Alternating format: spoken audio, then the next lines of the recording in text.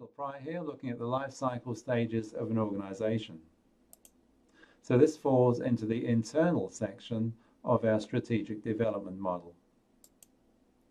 Organizations go through many stages. These stages require different structures in order for the organization to be successful. There is really no magic formula here, but you do need to understand when you're moving between each stage and what stage you're at currently. So again, let's look at the stages of an organization. Vision, strategy, tactics on the left-hand side. As you're coming into a new industry, developing a new market, you need to have the vision, strategy, tactics, and fundings all in place. As you enter the marketplace, you hopefully have a disruptive, innovative product to sell to your customer base. Then you have application innovation. Then you have line extensions that you develop from your initial products.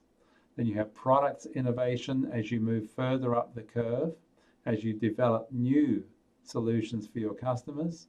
Process enhancement innovation as you change the way that you manufacture your product, source your product.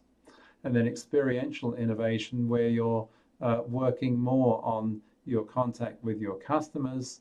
And then finally, market innovation as you go out there to try and obtain more market share.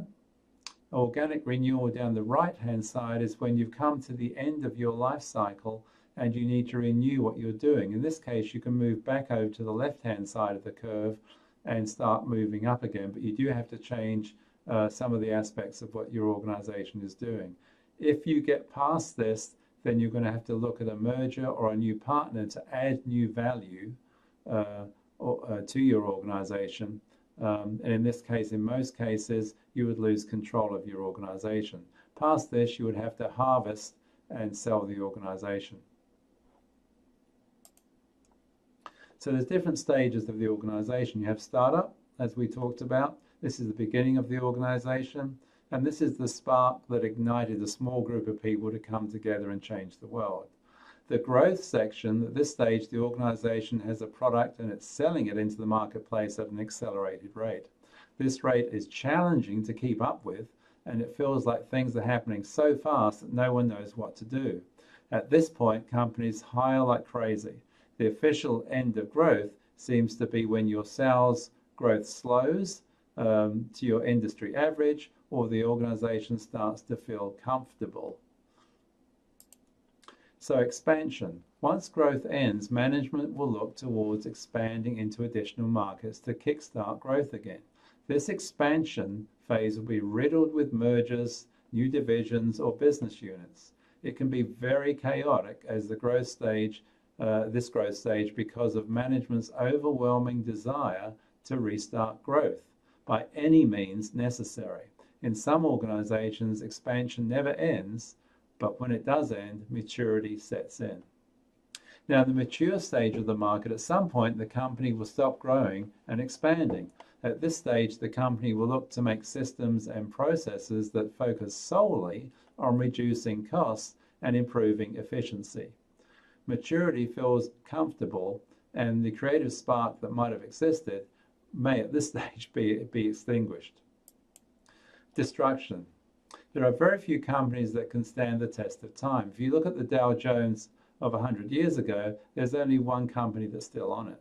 This means that all of those other companies either merged with others or went out of business. This phase is pretty obvious when you're living it. And please note, one complexity to this is that organizations can be at two stages at one time. During these times, it's always challenging to maintain a stable organizational structure, since each stage tends to have conflicting requirements of the organization. Signs you may need to change. The stages described here are broad enough that it might not seem obvious which organizational structure is best to choose.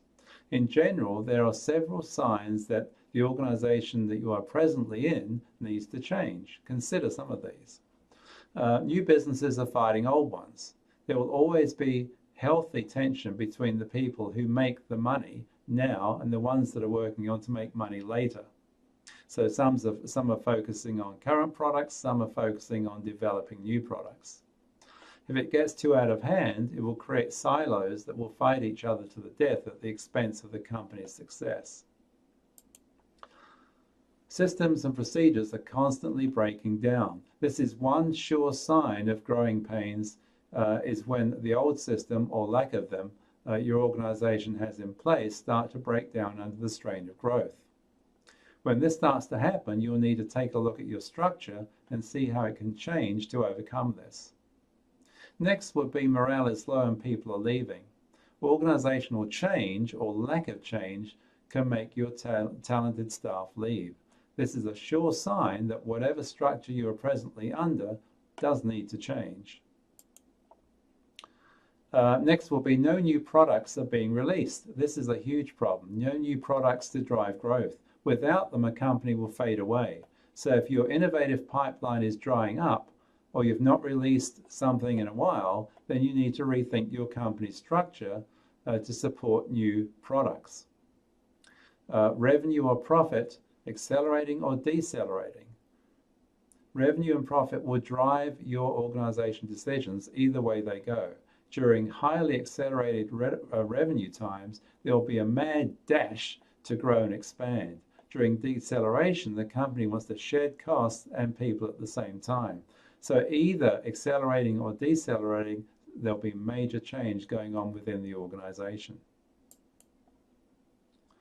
So the question for this section is, where is your organization on this life cycle curve? So think carefully about this.